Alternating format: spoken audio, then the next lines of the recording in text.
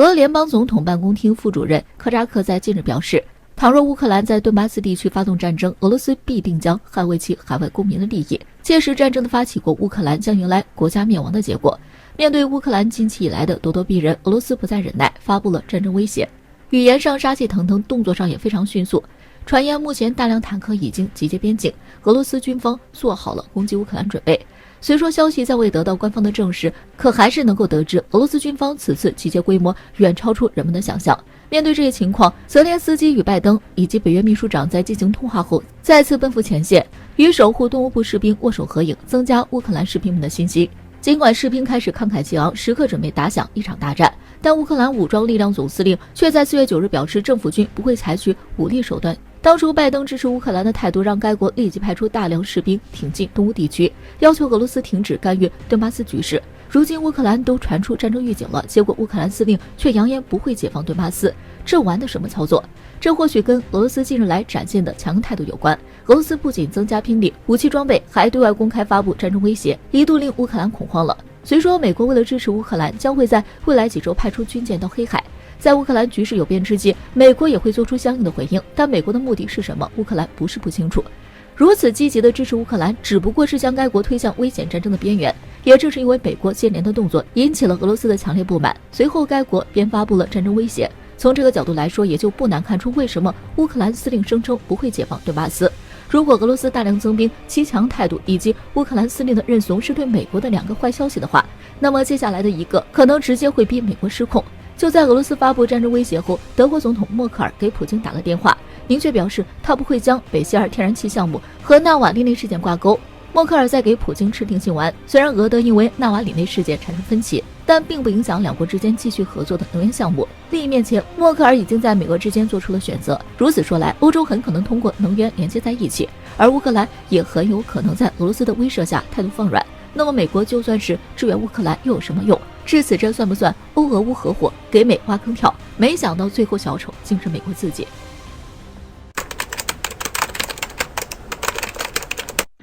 在4月8日，美国商务部公布声明，把中国8家超级计算机实体纳入实体清单。玩不过就开始使绊子，是美国一贯以来的套路。而美国的制裁从另一方面看来也是肯定的标志，中国在超算领域确实在领跑，尤其是1级超算已经有原型机投入使用，而这也是美国最早对中国进行制裁甚至完全隔绝的产业。即使如何，中国超算仍然处于领跑地位。有西方观察者们推测，20多年努力布局，中国可能建造了一套完全独立于美国计算机技术的体系。在超算领域，美国的半导体芯片断供，影响可能十分有限。不仅是超算领域，美国似乎还想全球围堵。目前，美国拉拢美韩重夺芯片主导权，要求这些国家加大投资，旨在打造一条没有中国的芯片产业链。日本已经同意与美国进行半导体合作，不过韩国不愿夹在中间。韩联社表示，全球半导体供应链开始以中美为中心分裂。需要提到的是，美国还在线上峰会邀请全球20家巨头企业的 CEO 探讨半导体短缺问题。分析称，美国想趁着全球芯片荒大做文章，拉拢这些企业一起对抗中国。美国想搞半导体霸权原因有二，首先是中国不断崛起的半导体产业带来的压力，想和盟友一起打压。其次，在半导体产业链上，美国不断缩身在设计领域，半导体制造能力在全球占比已经快速下降到12%。对此，英国作家和政治与国际关系分析师汤姆·胡迪刊文称，其实美国已经正式打响科技战，准备与中国进行一场泰坦尼克号式的技术性冷战，不是你沉就是我浮。这源自于美国高层的担忧，即美国在科学技术上有被中国赶超的风险，进一步影响到美国长期以来的军事统治地位。这就是为何美国如此频繁使用实体名单的原因。为了和中国竞争，美国剥夺他们使用战略技术的机会。无论是特朗普还是拜登，都把实体名单当成重要战略工具。即使实体名单是诱人的选择，但应该注意，中国年度专利和科学论文都排在全球第一，这反驳了美国的窃取论。中国的创造力不可低估，再加上国家动员能力和大规模投资，在可预见的未来，拜登最终会让美国被中国甩远。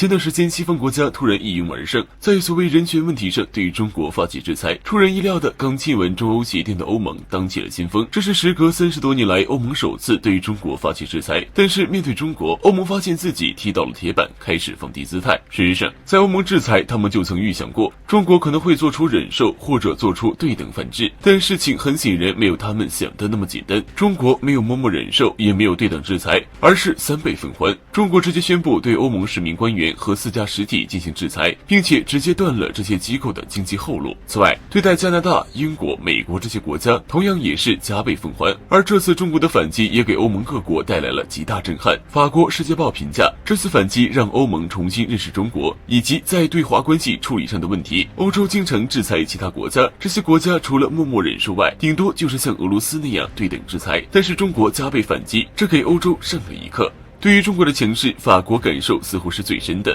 法国外长曾作态要召见中国驻法大使，但是当天大使并没有接受召见，并表示第2天亲自去交涉。接受召见和前去交涉其意义就完全不同了。值得提到的是，在做出制裁中国决定的时候，欧盟还曾以中欧协定要挟。欧洲议会决定取消中欧全面投资协定的审议会议，很多人认为这是欧盟对中国的一次试探。如果中国面对欧盟只是简单抗议，那么欧盟就会牺牲中国利益导向美国，同时为自己争取更多的贸易筹码。很显然，他们的试探失败了。中国并没有给眼色，因为这个协定本就是互惠互利。归根结底，欧盟低估了中国的决定，也低估了中国的实力。发现踢到铁板后，他们开始放低姿态。9日，国务委员兼外长王毅应约和法国总统外事顾问博纳通话。首先，博纳就表示高度重视对华关系，之后又说了一大串。不过，王毅部长表示不能动辄干涉对方内政，希望欧方认真反思。应约这就表明欧盟高举制裁大棒后又开始放低姿态，也说明制裁和强硬手段才是他们听得懂的语言。这次他们终于听懂了，在西方丛林法则中，软弱只会被欺负，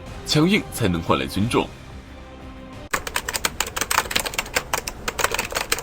一直以来，美国对中国敌意只增不减。相比特朗普时期对中国发起的贸易战，拜登时期对中国的外交围堵更为恶劣。单打独斗已经不再是美国对中国战略政策，怂恿世界多国联合向中国打组合拳，才是美国目前的重点政策。疫情期间，美军多次针对中国的军事举动，实际上也遭到了我国不少的警告，可美军并没有当回事。至此，面对美国咄咄逼人的军事施压，我国也决定不再忍让。例如，近日美国海军罗斯福号航母战斗群闯入南海，并没有按照国际惯例进行通报。随后，该航母编队前锋拉塞尔号驱逐舰以及数架舰载机，甚至不顾警告，逼向中国南沙群岛范围。如此狂妄的举动，中国军队使用反舰导弹等精准打击装备，直接锁定来犯之敌，迫使美军不得不撤退。在此之前，该航母也曾闯入南海，展现所谓的军事霸权，而迎接它的则是中国空军轰6K 轰炸机编队。该编队是专门以罗斯福号航母为目标发起的模拟打击训练。从这2起事件来看，中国的反击力度在不断加强。最开始美军军舰或者军机闯入南海时，中国只是给予警告，紧接着就是以来犯之敌为目标进行模拟训练。如今则是直接使用反舰导弹这类型的装备进行强硬的驱离。可以看到的是，中国不畏强敌，已经吹响了对美国的反击号角。但问题是，一向温和的中国为何越发强硬了？在分析看来，正是应了那句话：中国不惹事，但也不怕事。只要惹到中国头上了，中国必定进行反制。而这一次，美国首当其冲，成了中国反制的主要人选。从疫情问题甩锅中国，从台海问题叫板中国，从南海问题挑衅中国，甚至借着人权制造所谓形象话题。在此背景下，英国、澳大利亚、日本等美国的马前卒开始在各大会议上对中国发难，派出军舰支持美国在南海挑衅中国。这些国家试图借此向美国示好，登上美国的战车。美国不懈余力的打压中国已经成了众所周知的事情。或许在美国看来，中国不断变化，崛起是对美国的挑战，但中国不可能因为美国不高兴就停止前进的步伐。既然美国执意要挑起中美之间的矛盾，中国也就不会再给好脸色。再者，历史让中国吸取了不少教训，只有努力发展自己才是最佳选择。每一个中国人都清楚的知道，落后就要挨打的现实。真正的和平是打出来的，不是跪出来的。要跟中国对抗，中国也一定会血战到底。一味的忍让只会让美国变本加厉。我们必须明白这个道理。